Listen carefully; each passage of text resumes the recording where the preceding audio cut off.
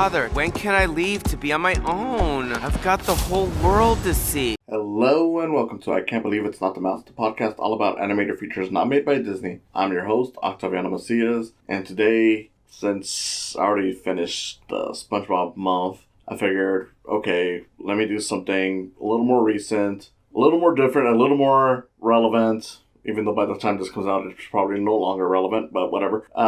Point being, it's something new. And funny enough, this features Tom Kenny as well, though this time taking a backseat as one of the supporting characters, not the main character like he has been in the past month. This is Pinocchio, A True Story. Yeah, the movie that has become an online meme for a pretty obvious reason. Pauly Shore is in this, and yeah, that line that he has is, very... Look, I don't want to be insulting here, but come on. You guys all know, how this sounds like, him going, "Father, I want to leave and be on my own." Yeah, come on. You know what it sounds like. Not that I'm trying to be insulting or anything. It really isn't. It's just that, yeah, wow, that's interesting line reading, though I don't think it was intentional. I'm pretty sure Pauly Shore just came in, didn't give a fuck, and just threw that in, and that's what we got. So... yeah, Pinocchio, A True Story. This has become an online meme for, again, obvious reasons. And I figured, okay, I might as well watch it because I've seen so many clips and I kind of wish that I hadn't seen a lot of the clips that were online just because, while there isn't a lack of funny stuff that happens in this movie, a lot of the stuff that people have shared are pretty much a majority of the funny stuff that happens in this movie. So it's kind of like, well, once you see all that, it's done for. Like, again, this isn't to say that nothing funny happens throughout the entire movie. Of course, it's all unintentional. But watching it as a whole, as it went along, it just got more and more boring, a lot slower. And it's just like, okay, look, I expected this to be a bad movie. I didn't expect this to be a bad movie, like a bad, boring movie. Like, I was hoping it would be a funny to watch, unintentional comedy kind of thing. And not really. That's the sad thing is, like, at first it does kind of go on that way, and even towards the end, there's still a few things that are still worth checking out that I didn't see from any of the memes and stuff like that. But nothing ever quite lives up to the stuff that has already gone around, like, Pinocchio being shot at, Pinocchio, sounding kind of gay. Look, there it is. That weird Geppetto line where he's all like, "Oh, I can't name him Leonardo because then he'd be a turtle who eats pizza all the time because they don't get it, Ninja Turtles." Yeah, a lot of it is just stuff that, happens right away, and by the time you see it, it's like, well, that just doesn't leave much for later in the movie, does it? And yeah, that's the disappointing thing here. Pinocchio, A True Story is a bad movie. Shock of all shock. Now, that doesn't say that there isn't anything worthwhile, well, I mean, realistically, there isn't anything worthwhile, but there isn't anything, like, laugh-worthy as it goes along. It's just that, yeah, you're better off. If you've seen the memes, you're probably better off skipping it. If you've only seen, like, maybe at most the one line reading that everyone shares, then by all means, check it out. You'll probably have a better time at this than I did. But, yeah, because of that, I just can't really recommend it, even as a so bad it's good kind of watch. And it sucks because I really did have high hopes for this. I mean, this is okay, right off the gate, this is a foreign, Russian-produced animated feature. We got it. It was dubbed with Pauly Shore, Tom Kenny, and John Heder. Apparently, there's another version that was released in, like, the UK that had different voices. I've heard that one's more boring, so I'm at least glad that I got this version. But yeah, this is definitely more of a disappointment than it should have been, considering everything. So, okay, Pinocchio, just to give it, a quick backstory, I guess. Look, we already know Pinocchio. I mean, there's a Disney version. There's been a lot of versions that have been done over the years. Most of them are not very good. The Disney version is, by all means, the most beloved version, and for a reason. It is a really good movie, and, compared to a lot of other versions that have been made, it's the only one that's, actually stands out well. This year, we're actually getting a few more Pinocchio movies, so this is ahead of the curve. Because later in the year, we're supposed to get Guillermo del Toro Pinocchio movie. Looking forward to that, because Guillermo del Toro is great. We got a Disney Plus Pinocchio movie. This is a live action remake of the cartoon. It's being done by Robert Zemeckis, who, sometimes does good movies, sometimes does not do good movies. Though, more consistently than not, I do like Robert Zemeckis' work, even during the period that most people tend to hate on him, which is when he was big on doing, like, the motion capture stuff, like Polar Express and whatnot. I've had my fun with those movies, so I can't say I really hate them or anything, but the fact that it's a Disney live-action remake is kind of troublesome, though. I do appreciate that from the stills that they've released, it showcases that the Pinocchio we'll be following is a puppet that's modeled after the cartoon version, so that's already better than most of the live-action remakes. But of course, I'm not talking about that. I'm talking about Pinocchio, A True Story, and yes, the movie calls itself A True Story. I don't know why. The only thing I can tell you that kind of hints at that being a true story is that at the start of the movie, we do get John Heder playing the horse in the movie, Tybalt, coming out to say, look, every other version of this story is bullshit. Like, noses, they can't grow that big. Which I'm like, a horse, voiced by Napoleon Dynamite, mind you, is telling me that everything that happens in those other Pinocchio stories is wrong and fake because noses don't grow that big. A horse is telling me that the Pinocchio stories that I know are bullshit, and this is the actual non-fiction one. I expected so much better out of this because of that. I mean, that itself just broke my brain a little bit, and is one of the few things that I hadn't been spoiled on. So yeah, we get to start the story. Geppetto creates a wooden puppet. It's like every other version. Only the difference is that in this one, he gives a wand. Like, he fixed up a wand for, like, a witch who basically brings Pinocchio back to life. Witch fairy, whatever. It's like the whole blue fairy thing, only I guess this one's more realistic because instead of the blue fairy coming in, trying to answer his prayers, she's just like, oh, this is something he'll like. A real son, but it's gonna be the wooden puppet. Yeah, there's your start of the story. Pinocchio grows up. Well, not really grows up. I don't even know how many days it's supposed to be when we, continue on from the story. But the point is that Pinocchio is doing, things. He's being kind of a dick. He's like, oh, I'm tired of being alone in here with just talking horse. And he pretty much decides, like, okay, I want to explore the world, especially after, like, these detectives come snooping around looking for trouble, which I don't know why they would be afraid of Pinocchio, in the sense that it's like, okay, look, you already got a talking horse, like, what's going to be the trouble of revealing, like, hey, look, I have a son and he's a wooden boy. I mean, it's weird, but I don't think the detectives are going to do anything about it. But they, of course, are like, oh, we got to hide because, we can't, tell people the truth about this. But then, 2 minutes later, after Pinocchio saves a carriage from falling down and a girl in there, people know, so it's like, who cares, really? But that leads us to the other part of the story. The main focus is that in this version, because like in the Disney one, there's like the Stromboli character. In this one, there is like a circus guy or like a performer.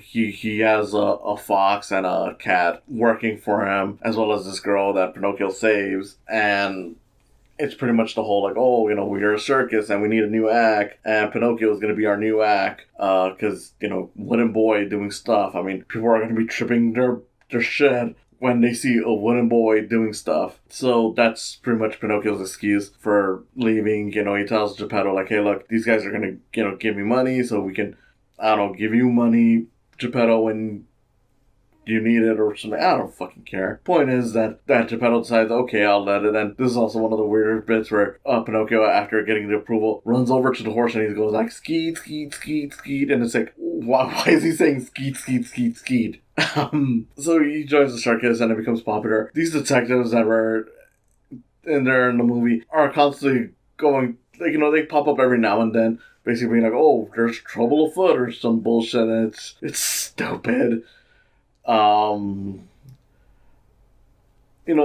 Pinocchio is a success, but at some point he's like, oh, I want to be with the girl that I saved because she's so beautiful. And it's kind of funny in this portion of the movie because since Geppetto's not around, Pinocchio tells the horse Tybalt to be his dad, and the horse is just like, whatever, I guess I'll be your dad. And I'm like, again, I had so much more expectation for this movie being a lot funnier. But you get that, the horse tells him, like, hey, tell her your feelings, it's better to be rejected than to have never, tried going for it. So he, of course, tries going for it. But the girl is pretty much like, look, I don't like you, whatever, get the fuck out of here, you fucking creepy puppet. And, Pinocchio's, of course, heartbroken. And this is all because she finds out that, like, the circus owner, who's supposed to be her dad, or adopted dad, so to speak, pretty much is just using her as a way to keep Pinocchio around, because he knows that Pinocchio has a thing for her. So he's like, oh, if she leaves or whatever, then Pinocchio will leave, or if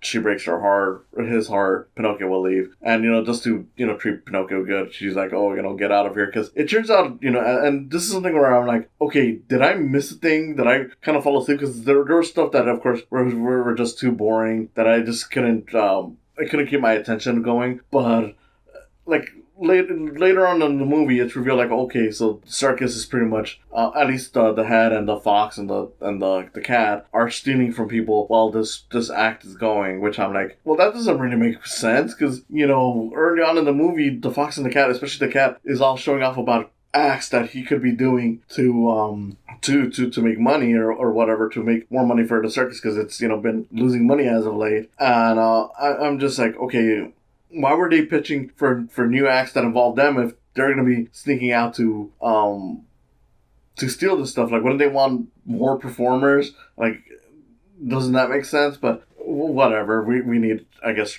conflict in this. So yeah, you got the girl basically telling Pinocchio off, and Pinocchio thinks that, like, oh, the reason why she told me off was because I'm a puppet. If I became a real boy, then that's what would fix it. Because, like, in this version, he doesn't really care about being a real boy until it becomes convenient for him. It's not like the other ones where it's like, okay, look, the Blue Fairy tells, Pinocchio, like, you'll be, brought to life, but in order for you to become a real boy, you have to prove that you're worthy of it.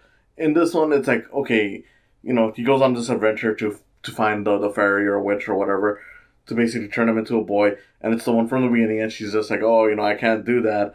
But then when Pinocchio leaves, her parrot comes in and is like, you could have done that easily, and she's all like, yeah, but if I did that, he wouldn't have learned anything, so he's got to learn to be human first before, he has that happen, which I'm like, wait, so you could do that this entire time, but you just won't, because you want him to learn a lesson that you weren't even trying to teach him before, and, it's a problem too, because you realize, like, wait a second, if that's the case, wouldn't he have turned into a human the second he sacrificed himself the first time to rescue Bella? Because, and that Bella's the girl.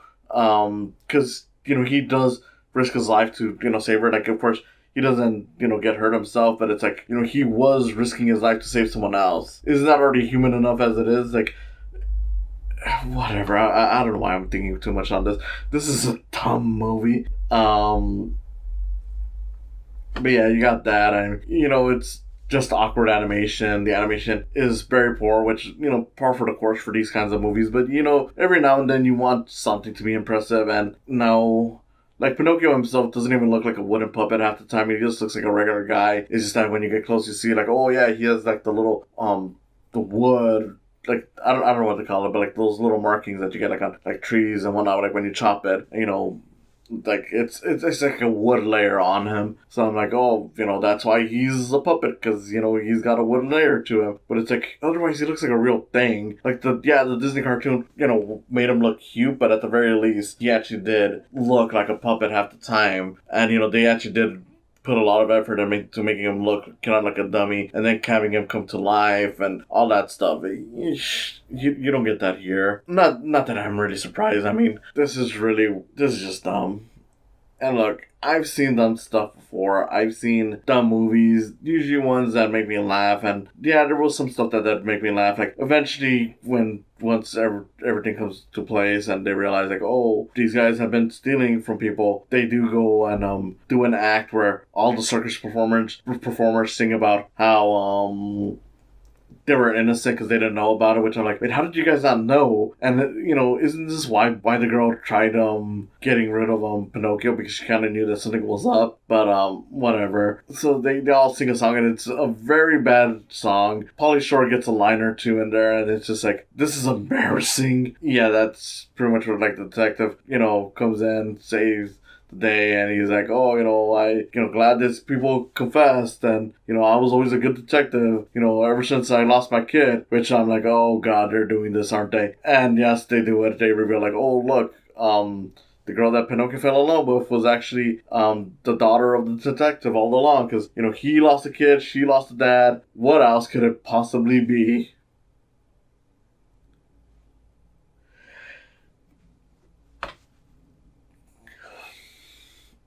I don't know what to tell you guys. It's a bad movie. It's definitely the worst movie I've seen so far of this year. It's the worst movie I've reviewed on this show. Atlantis Square Pants is, you can move aside. At least you had maybe like one or two funny bits and, featured characters that I like for the most part. This is just bad. It's bad, awful, bad. One of the worst movies. Bad.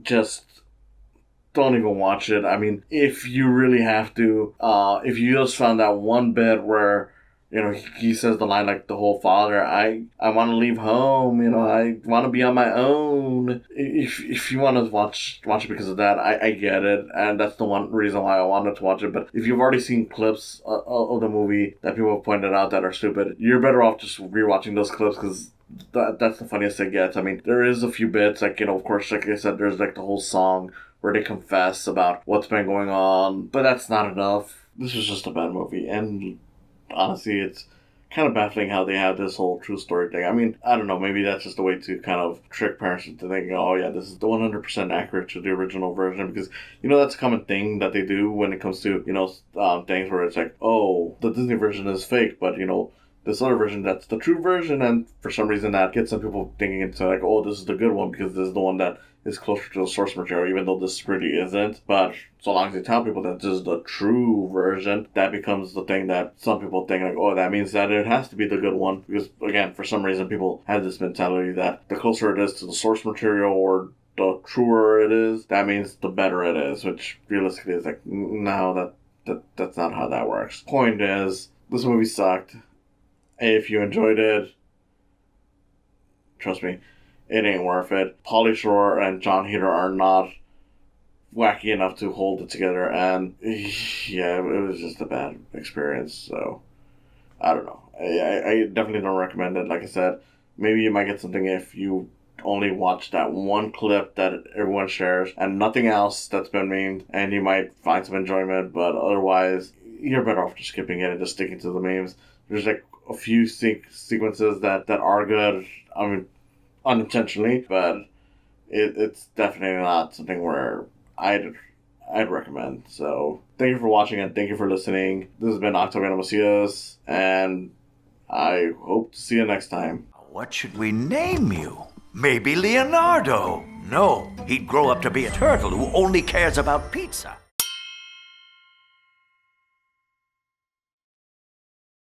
Thank you for coming on and listening to me today. If you enjoyed it, you can always subscribe to my YouTube channel. You can follow my podcast. It's on Podbean, Spotify, or Apple Podcasts. And if you want to support me even more, there's always the option of Patreon. Patreon is a great way to support artists. And with that, you can always put in $1 or even more. It's all up to you, all just to help produce the show and other things I may do. Thank you again, and I hope to see you in the coming future.